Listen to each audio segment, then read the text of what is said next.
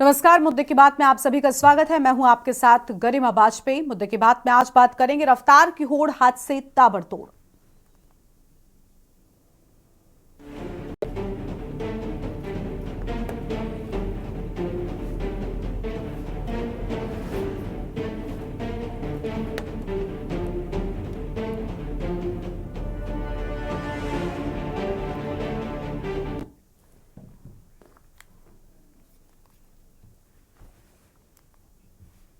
पीलीभीत के न्यूरिया थाना क्षेत्र में तेज रफ्तार कार पेड़ से टकराने के बाद खाई में गिरकर पलट गई। दावते वलीमा के बाद दुल्हन को विदा कर ले जा रहे वर पक्ष के लोगों की एक कार टनकपुर हाईवे पर अनियंत्रित होकर पेड़ से टकरा गई और हादसे में दुल्हन के पिता समेत 6 लोगों की मौत हो गई है। वधू पक्ष के साथ में यह हादसा हुआ, जबकि 4 लोग गंभीर स्थिति में हैं। मृतकों में 5 उत्तराखंड के खटीमा और 1 अमरिया क्षेत्र के शामिल हैं। सभी को मशक्कत के बाद कार से निकालकर जिला अस्पताल ले जाया गया है। सूचना पर देर रात तक एसपी अविनाश पांडे समेत अफसर अस्पताल में मौजूद रहे और हादसे के बाद परिजनों में भगदड़ मच गई। देर रात दावत के बाद दुल्हन को विदा कराकर मायके पक्ष के 3 लोग कारों में सवार होकर घर के लिए लौट रहे थे। टनकपुर हाईवे पर न्यूरिया क्षेत्र में एक कार ओवरटेक करने के चलते अनियंत्रित होकर पेड़ से टकरा गई। कार के परखच्चे उड़ गए। हादसे में मौके पर भीड़ जमा हो गई। पुलिस ने जेसीबी और कटर की मदद से कार में सवार लोगों को बाहर निकाला है और इसी पर करेंगे विस्तार से बातचीत। लेकिन उससे पहले आपको हम लोहा घाट से तस्वीरें दिखाते हैं। लोहा घाट के मल्लिकार्जुन स्कूल में, जहां पर सीएम पुष्कर सिंह धामी क्या कह रहे हैं, एक बार वो सुन लेते हैं। समृद्ध सांस्कृतिक धरोहर है, उससे जोड़े रखने का भी बहुत ही शानदार प्रयास है। इसके लिए भी मैं विद्यालय परिवार को बहुत बधाई देता हूँ। मैं इस विशिष्ट शैक्षिक पहल और बच्चों के सांस्कृतिक संवर्धन के लिए विद्यालय परिवार को हृदय से उनको साधु देता हूँ। यहाँ के बच्चों ने न केवल अकादमिक क्षेत्र में बल्कि खेलकूद, सांस्कृतिक, अन्य गतिविधियों में भी समाज के अंदर अपनी प्रतिमा से लगातार अपने क्षेत्र का भी, अपने स्कूल का भी, अपने माता पिता का भी और विद्यालय का भी नाम रोशन किया है। मुझे पूरा विश्वास है कि आज जिस नए विद्यालय का आज लोकार्पण हुआ है, जिस भवन का लोकार्पण हुआ है, उसके बाद विद्यालय शिक्षा के क्षेत्र में और भी तेज गति से प्रगति करेगा, आगे बढ़ेगा। भाइयों बहनों, किसी भी देश का सामाजिक और विकास, उसकी जो शिक्षा व्यवस्था है, उसकी किस प्रकार की है, किस प्रकार की गुणवत्ता है, उस पर बहुत ही अत्यधिक निर्भर करता है। इसी उद्देश्य को लेकर आपने देखा होगा, लंबे समय से हमारे देश के अंदर नई शिक्षा व्यवस्था, नई शिक्षा नीति की आवश्यकता थी और इस नई शिक्षा नीति को लाने का काम आदरणीय प्रधानमंत्री नरेंद्र मोदी के नेतृत्व में 2020 में देश के अंदर नई शिक्षा नीति लाई गई। इस नीति के माध्यम से बच्चों को, छात्र छात्राओं को रोजगार परक शिक्षा देने का काम, उसके साथ साथ जो अन्य आयाम होते हैं प्रतियोगी परीक्षाओं में भी उनको सफलता प्राप्त करने में सहायता मिल सके, ऐसे सारे प्रावधान नई शिक्षा नीति में किए गए। और इसके साथ ही शोध और अनुसंधान के क्षेत्र में भी नई शिक्षा नीति आने से प्रोत्साहन होना प्रारंभ हुआ है, जिससे बच्चों और युवाओं में निश्चित रूप से एक वैज्ञानिक सोच का भी विकास होगा। मुझे बताते हुए आप सबको खुशी है कि उत्तराखंड देश का पहला ऐसा राज्य है जिसने स्कूली शिक्षा में नई शिक्षा नीति को लागू किया है।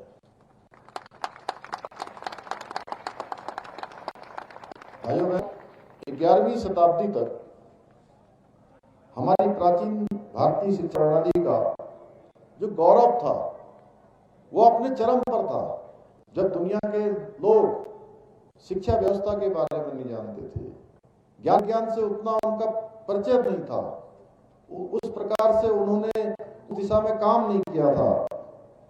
तब भी उस समय पूरे विश्व को ज्ञान देने का काम, विज्ञान देने का काम, शिक्षा देने का काम हमारे देश के अंदर हुआ।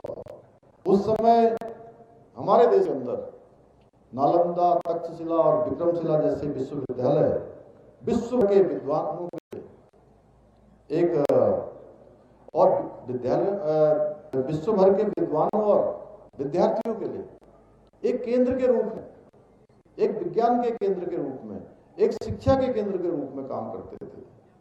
इस प्रणाली की सबसे बड़ी विशेषता थी कि इसका समग्र दृष्टिकोण जो शिक्षार्थी के मन में, शरीर में, हृदय और आत्मा के विकास में समान रूप से ध्यान देता था। ये समग्रता गुरुकुल प्रणाली की अद्वितीय और उसको प्रभावशाली बनाती है।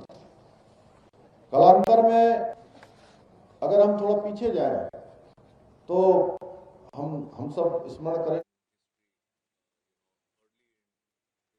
आएंगे जहां पर दिल्ली के पूर्व मुख्यमंत्री अरविंद केजरीवाल क्या कुछ करे, एक बार वो पहले सुनता है। से विधानसभा जीते और ये 11,000 हमारे वोट कटवा रहे हैं, तो फिर चुनाव का मतलब क्या रह गया?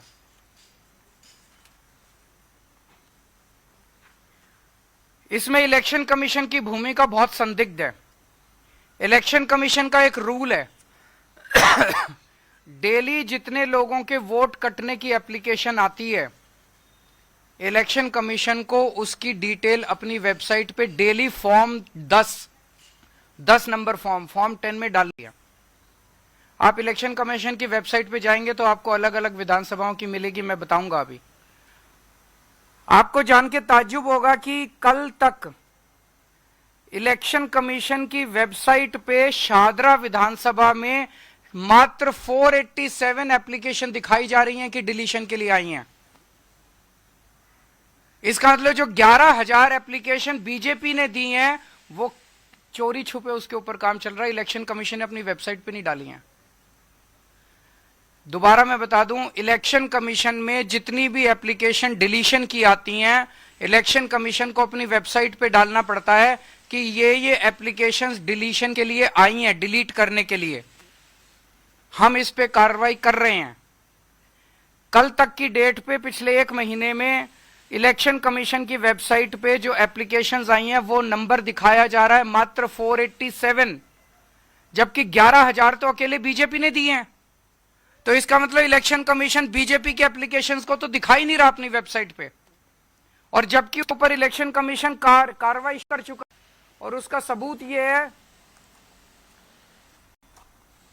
इलेक्शन कमीशन ने 22 नवंबर को यह ऑर्डर पास किया है जिसमें इलेक्शन कमीशन कह रहा है कि ये अटैच करके कि ये सारे बीजेपी की जितनी एप्लीकेशन आई है इन पे कार्रवाई की जाए। ये ऑर्डर है इलेक्शन कमीशन का। इलेक्शन कमीशन ने ऑर्डर कर दिया कि इन सारी बीजेपी की एप्लीकेशंस पे कार्रवाई करो, लेकिन अपनी वेबसाइट पे इसकी डिटेल नहीं डाली। तो इलेक्शन कमीशन की क्या मंशा है? इलेक्शन कमीशन इसका मतलब चोरी छिपे बीजेपी के सारी डिलीशन की एप्लीकेशंस के ऊपर काम कर रहा है।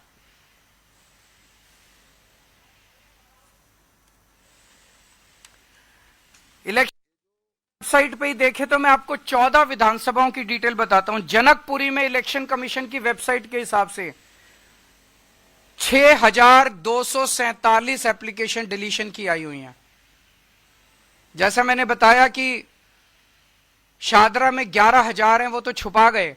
जनकपुरी में 6,247, संगम विहार में 5,862, आरकेपुरम में 4,285, पालम में 4,031, द्वारका में 4,013, तुगलकाबाद में 3,987, ओखला में 3,933, करावल नगर में 2,957, लक्ष्मी नगर में 2,147, मुस्तफाबाद में 2,051, विकासपुरी में 1,923, उत्तम नगर में 1,807, कृष्णा नगर में 1,631, मटियाला में 1,561। ये कौन डाल रहा है इतनी डिलीशन की एप्लीकेशंस चुनाव के 1.5 महीने पहले?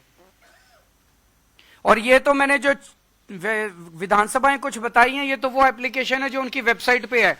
वेबसाइट के बाहर चोरी छिपे पता नहीं कितनी एप्लीकेशंस के ऊपर इलेक्शन कमीशन काम कर रहा है काटने के लिए। ये जनतंत्र के लिए खतरा है। एक वोटर कार्ड, वोट डालने का अधिकार हमारे देश के नागरिक का बेसिक अधिकार है। अगर उससे वो अधिकार ही छीन लिया जाएगा तो उस देश के नागरिक होने का कोई मतलब नहीं रह जाता। अपनी सरकार चुनने, बाबा साहब अंबेडकर ने सबसे बड़ी बात 1950 में यही हुई थी, उस वक्त पूरी दुनिया में नहीं था यूनिवर्सल एडल्ट सफरेज फ्रेंचाइज, कि हर नागरिक को, चाहे गरीब हो चाहे अमीर हो, उसको चाहे इस जात का हो चाहे उस जात का हो, चाहे इस धर्म का हो चाहे उस धर्म का हो, उसे वोट डालने का और अपनी सरकार चुनने का अधिकार है। ये अधिकार इलेक्शन कमीशन और बीजेपी मिलके देश के नागरिकों से सरेआम छीन रहे हैं। लोग सुबह सुबह वोट डालने जाते हैं, वहां जाके देखते हैं कि उनका वोट कटा हुआ है, वोट नहीं मिलता, चीखते हैं चिल्लाते हैं, मीडिया 2 बाइट ले लेता है और उसके बाद मामला दब जाता है, सरकारें बन जाती हैं। और अब पता चल रहा है कि सरकारें कैसे बनती हैं। हमने अखबारों में तो बहुत पढ़ा था, कांग्रेस ये आरोप लगा रही है, शिवसेना ये आरोप लगा रही है। हरियाणा और महाराष्ट्र में बड़े स्तर पे क्या हुआ मुझे नहीं पता, लेकिन आज इस खुलासे के बाद एक शक तो होता है कि कुछ तो गड़बड़ हुई है। आज हम आपके सामने कुछ ऐसे लोगों को पेश कर रहे हैं जिन लोगों के नाम कटे हुए हैं, नाम काटने की एप्लीकेशन दी गई, लेकिन वो लोग मौजूद हैं, वहीं रह रहे हैं। ये सब वो लोग हैं जो आज आए हैं वहां से। कुछ ही लोगों को हम ला पाए, बहुत सारे लोगों को नहीं ला पाए। उपेंद्र कुमार जी होंगे यहाँ पे।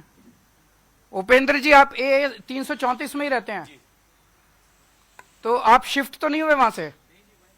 वहीं पे रहते हैं।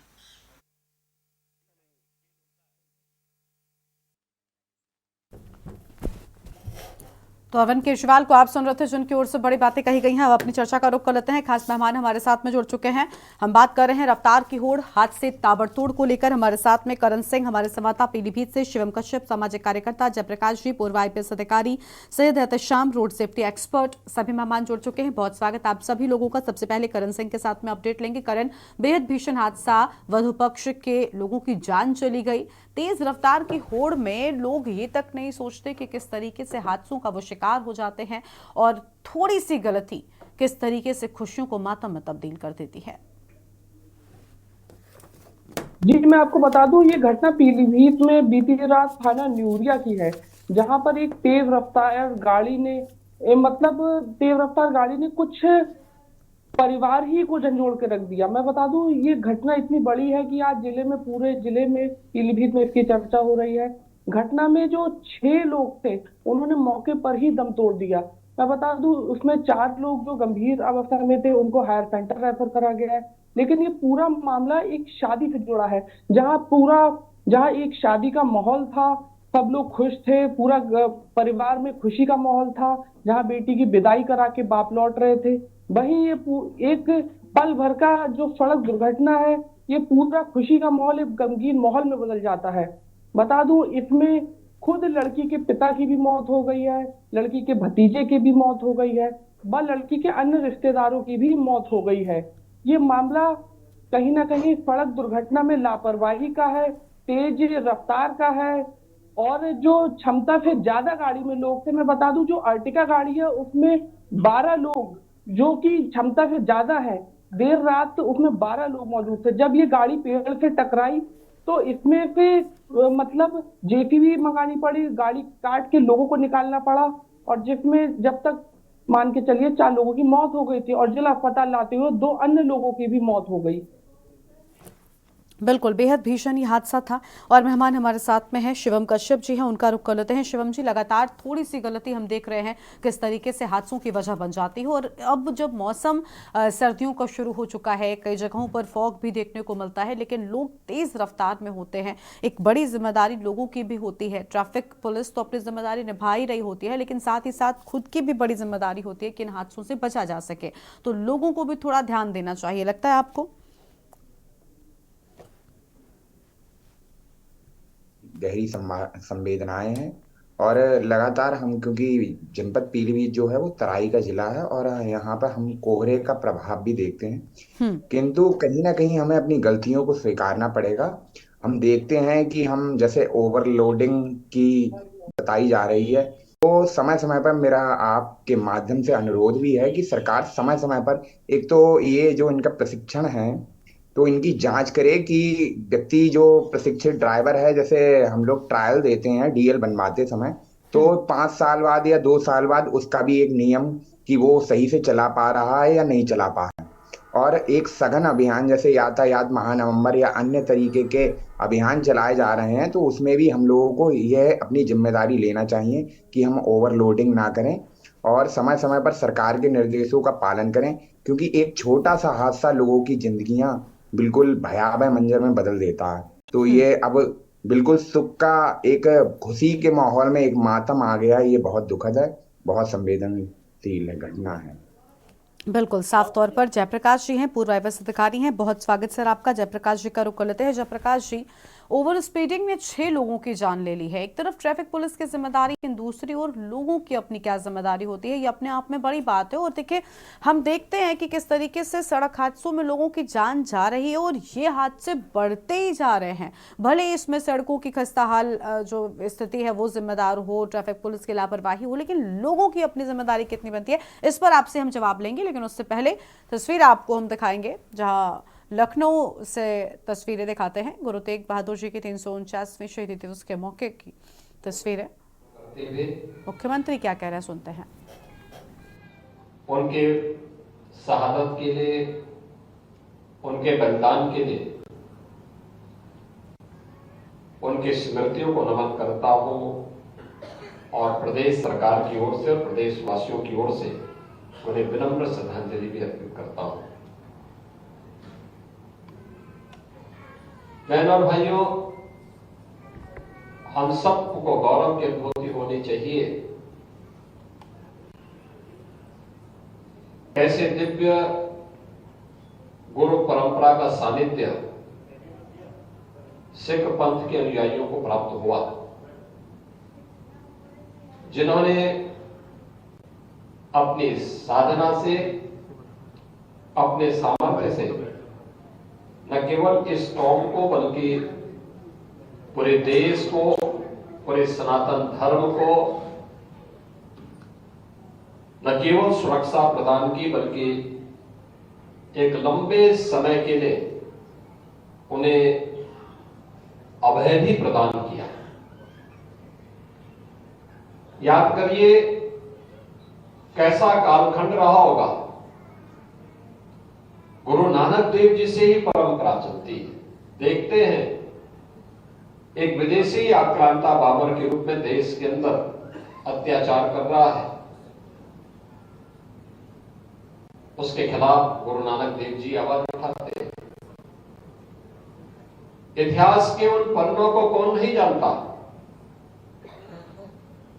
जब गुरु परंपरा भक्ति की इस परंपरा से ऊपर भी उठ करके उन्होंने उस समय के तत्कालीन समाज को एक नई दिशा देने का काम किया था। और ये परंपरा आगे बढ़ते हुए शहादत और बलिदान की सुदृढ़ नींव को आगे बढ़ाते हुए गुरु तेग बहादुर जी महाराज और गुरु गोविंद सिंह जी महाराज तक पहुंचते पहुंचते तो सत्य का एक दिव्य पुंज बनकर के न केवल सनातन धर्म की रक्षा के लिए, बल्कि भारत की रक्षा के लिए अपने आप को बलिदान करने में कभी चूकी नहीं। गुरु तेग बहादुर जी महाराज ने उस समय कश्मीर को बचाया था, उसके अत्याचार से कांप रही सनातन धर्मावलंबियों को एक नया जीवन दिया था। और उस कश्मीर पंडितों को इस बारे में कहा था, उनको एक हुक्म मिला था कि उन्हें इस्लाम स्वीकार करना है। कश्मीरी पंडित भटक रहे थे, कहां जाएं, कौन शरण देगा। तो अंततः उनको शरण मिली गुरु तेग बहादुर जी महाराज के पास, जिन्होंने कहा कि नहीं, तुम मना मत करना, ये बोलो कि पहले हमारे गुरु को इस्लाम स्वीकार करा दो, अगर वो इस्लाम स्वीकार कर लेते हैं तो हम भी स्वीकार कर लेते हैं। और फिर ये सिलसिला आगे बढ़ा। और अब सीधे आपको हम बिहार से तस्वीर दिखाएंगे, जहां पर छात्रों पर लाठीचार्ज किए जाने की बात सामने आई है। डीपीएससी के छात्रों पर लाठीचार्ज किया गया। इस दौरान क्या कुछ कह रहे हैं छात्र, एक बार वो भी सुन लेते हैं। कैसे डिसाइड करेंगे कि जो कर्नाटक युद्ध हुआ है या जो बक्सर युद्ध हुआ है, दोनों में कौन कठिन है? लेकिन मैथ का सवाल डिसाइड करना आसान है। ये कैसे बोलेंगे? सपोज करिए कि ये पूछा जा रहा है कि बिहार में गंगा नदी की लंबाई कितनी है, और हमको ये सेम सवाल पूछा जाए कि कावेरी नदी की लंबाई कितनी है। इसमें तो अंतर है ना सर। लेकिन अगर कंप्यूटर में नॉर्मलाइजेशन लागू किया जा रहा है, इसमें क्या होगा? कंप्यूटर नॉर्मलाइज करेगा तो बोलेगा कि दोनों का लेवल सेम है क्वेश्चन का, क्योंकि दोनों में लंबाई पूछी गई है, तो सेम है। तो बात यहाँ पे है, नॉर्मलाइजेशन लागू करिए तो किसके लिए? साइंटिफिक है, क्योंकि वो मैथमेटिक्स और रीजनिंग के लिए है, बट ये जीएस के लिए नहीं है। कहीं भी ना ही यूपीएससी में चाहे किसी स्टेट पीसीएस में नॉर्मलाइजेशन नहीं लागू किया जाता है, पहली बात। दूसरी बात, इन्होंने क्या किया? पहले इन्होंने बोला कि अभ्यर्थियों की संख्या 5 लाख 10 लाख आने वाली है, लेकिन फॉर्म कितना गिरा? 5 लाख से कम गिरा। जबकि बीपीएससी ने ऑलरेडी 67वीं में, चाहे इसके पहले 67वीं में या इसके पहले 6.5 लाख से अधिक बच्चों के एग्जाम ले चुकी है, लेकिन यहाँ पे 5 लाख से भी कमी है। तो बच्चे के जब संख्या नहीं पहुंची, इन्होंने क्या दिमाग लगाया? एग्जाम एक दिन ही होगा, लेकिन मल्टीपल सेट में होगा, 3 सेट में होगा। 3 सेट का कहने का तात्पर्य क्या है आपका? 3 सेट कहने का तात्पर्य क्या है आपका? 3 सेट कहने का तात्पर्य क्या है? नहीं, मल्टीपल सेट बनी, हर सेट में हर अलग अलग क्वेश्चन रहेगा। आप कैसे डिसाइड करेंगे कि 3 सेट में क्वेश्चन लीक नहीं होगा? बिल्कुल, क्योंकि क्या नॉर्मलाइजेशन में क्या होता है सर कि किसी बच्चे का अगर सपोज करिए कि मेरा नंबर 92 आ रहा है, ठीक है, तो मेरा अगर कठिन पेपर है किसी भी टेक्निक से, मेरा नंबर 85 कर दिया जाएगा, किसी का 96 कर दिया जाएगा, कभी बढ़ा दिया जाएगा, कभी घटा दिया जाएगा। तो ये बड़ी समस्या है, जिससे हमारी मांग है कि एक पेपर एक सेट में हो और कोई नॉर्मलाइजेशन नहीं हो। इसलिए सरकार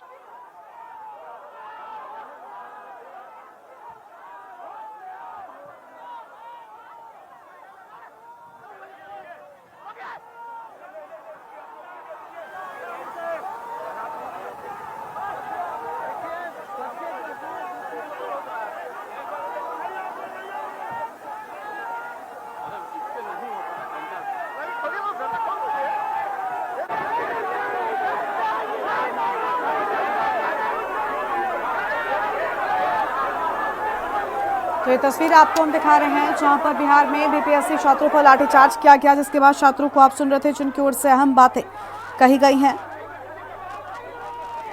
और गुस्सा भी छात्रों का सामने आया है। अहम जानकारी आपको हम बता रहे हैं।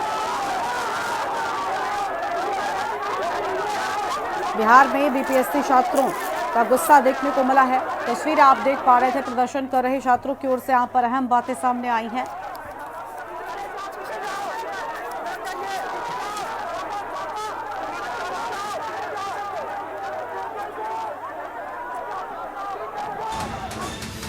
पटना में बीपीएससी छात्रों का प्रदर्शन देखने को मिला।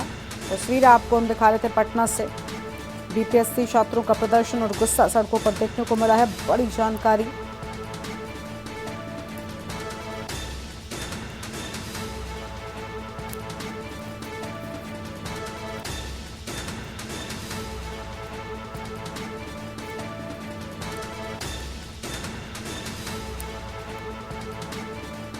छात्रों पर पुलिस ने लाठीचार्ज किया। पटना में बीपीएससी छात्रों पर लाठीचार्ज किए जाने की बात सामने आई है।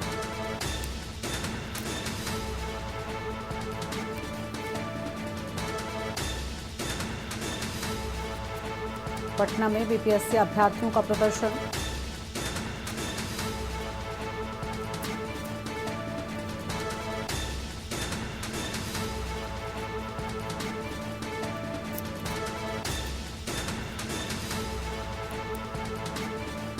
छात्रों पर पुलिस ने लाठीचार्ज किया।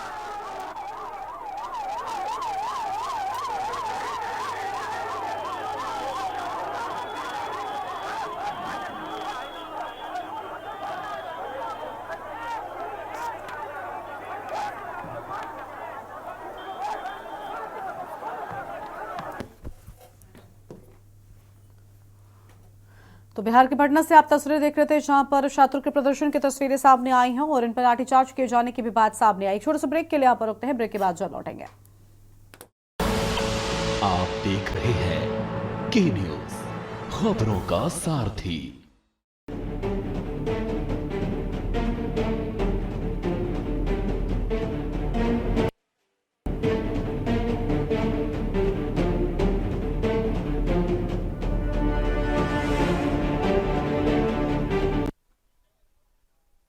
ब्रेक के बाद आप सभी का स्वागत है। वापस से अपनी चर्चा को रुक कर लेते हैं। जयप्रकाश जी हैं, पूर्व आईपीएस हैं। बहुत स्वागत सर, एक बार फिर से आपका। माफी देरी से आपके पास आने के लिए सर। लेकिन हम बात कर रहे हैं रफ्तार को लेकर कि आखिर ये तेज रफ्तार कैसे लोगों के लिए काल बन जाती है। हमने देखा अभी जो घटना पीलीभीत में सामने आई, वाकई परेशान कर देने वाली घटना है। खुशी का मौका था, लेकिन तेज रफ्तार ने उस मौके को पूरी तरीके से गम में तब्दील कर दिया। 6 लोगों की जान चली गई है।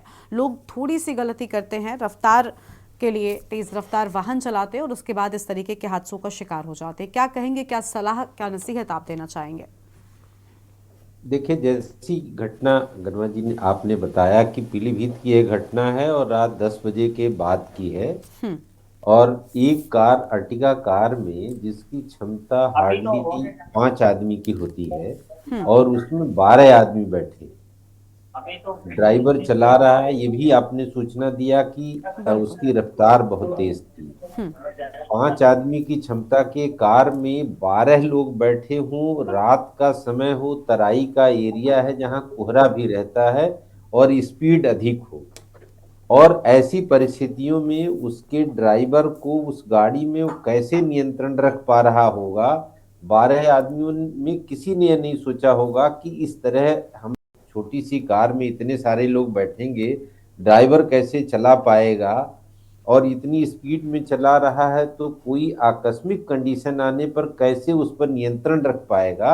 ये एक बड़ा प्रश्न है। देखिए, कहीं न कहीं बड़ी लापरवाही है और इस तरह की लापरवाही से दुर्घटना की संभावनाएं बहुत ज्यादा होती है, खास करके रात में तराई क्षेत्र में जहां कोहरा रात में पड़ता ही पड़ता है, विजिबिलिटी बहुत पुअर रहती है। बिल्कुल। और जहां पुलिस का प्रश्न है, ओवरनाइट या 24 घंटे अलर्ट मोड पे रह के ट्रैफिक की जांच करे कि किस गाड़ी में कितने लोग जा रहे हैं, ये व्यवहारिक रूप से बहुत संभव दिखाई नहीं देता। दूसरा, जहां तक अवेयरनेस की बात है, नवंबर महीने में पुलिस ट्रैफिक माह का आयोजन करती है, लोगों को प्रशिक्षित करती है, रैली निकालती है, ट्रेनिंग देती है, ड्राइवरों का प्रशिक्षण होता है, वो सारे काम करती है और जगह जगह पे बैनर, पोस्टर और रोड साइंस लगे रहते हैं जिस पर दुर्घटना की चेतावनी भी लिखी रहती है।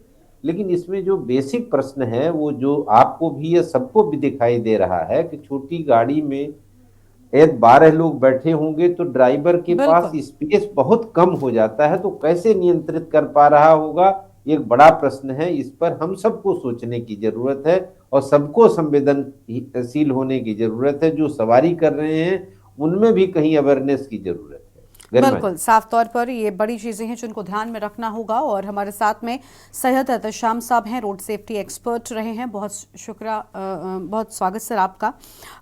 सैयद साहब का रुख कर लेते हैं। सैयद साहब, सबसे बड़ी बात कि लोगों को किन नियमों का पालन करना चाहिए, बहुत आम बात है और मुझे लगता है किसी को नियम, बहुत से लोगों को नियम कानून की जानकारी नहीं होती है, लेकिन उन्हें भी इतनी समझ होती है कि अगर एक गाड़ी की क्षमता 5 से 6 लोगों की है तो उसमें कम से कम उतने लोग ही सवारी करें। अब 5 से 6 लोगों की गाड़ी में अगर 12 से ज्यादा लोग या 12 लोग बैठेंगे तो हादसे को तो आप खुद ही दावत दे रहे हैं।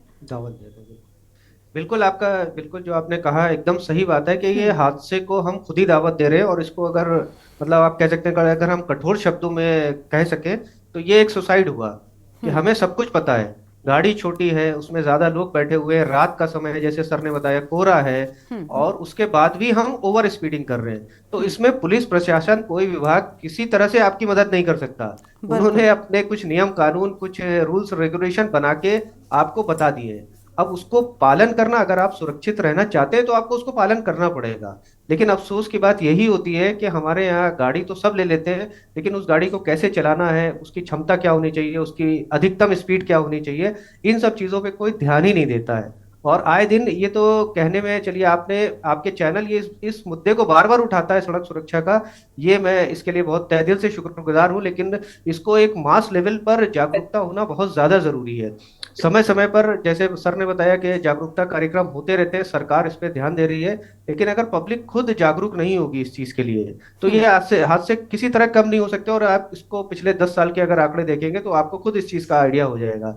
प्लस ये जो आप 6 लोगों की बात कर रही है, हम इसको बिल्कुल मानते हैं कि ये एक बहुत ही दुखद घटना है, क्योंकि शादी का माहौल था, खुशी का माहौल होता है, और उसमें ऐसी किसी के साथ दुर्घटना हो जाए। लेकिन आप इसके इतर अगर देखें तो हर दिन 400 से ज्यादा लोगों की जानें जा रही हैं। बिल्कुल ये तो सिर्फ 6 लोग हैं। हम अपने देश में हर दिन 600 बिल्कुल, ये एक हादसा 400 हमने से उदाहरण के तौर ज्यादा पर लोग। लिया, लेकिन जिस तरीके से सड़क हादसों की संख्या बढ़ती जा रही है, इसके लिए न जाने कितने नियम कानून भी बनाए जा रहे हैं। खुद ट्रैफिक पुलिस के लोग मुस्तैद रहते हैं ताकि लोगों की जान बच सके, लेकिन खुद लोग हादसों को दावत देंगे तो भला कैसे इन आंकड़ों को कम किया जा सकेगा? 30 सेकंड में हम इसको थोड़ा हाँ सर, संक्षेप में बिल्कुल। आपको बताना चाहेंगे कि देखिए, किसी भी शहर हो, प्रदेश हो या देश हो, हम ऑल ओवर बात करते हैं कि अगर वहां की ट्रैफिक व्यवस्था सुचारू रूप से चलानी है हमको, और दुर्घटनाओं के आंकड़े कम करने हैं, तो उसमें हम लोग ट्रिपल ई के उस पर काम करते हैं। 3 ई इसमें है।